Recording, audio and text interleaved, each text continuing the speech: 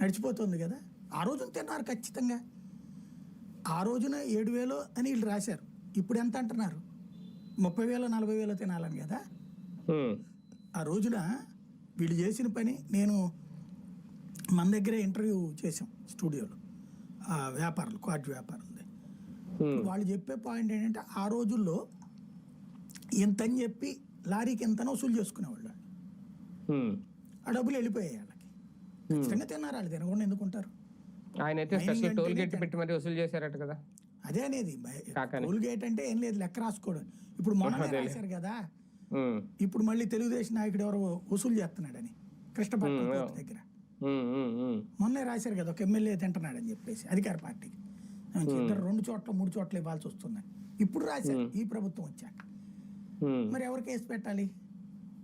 అట్లాగే ఆ మైనింగ్ కి సంబంధించిన వాళ్ళందరికీ ఏం చెప్పారు? మీరు తవ్వుకునేటటువంటి కాంట్రాక్ట్ మీ పేరు మీదనే ఉంటుంది, మాకు అమ్మాలి అంటే ఆ కూలీ ఖర్చు పోను ఇంకో 10 రూపాయలు ఇస్తాం మీకు, మీరు ఇంకేం చేసుకోవడానికి లేదంటే ఆడు 10 రూపాయలు తిని మూసుకూర్చోవాలి. ఆడు జస్ట్ సూపర్వైజర్, వీళ్ళు తింటారు. అది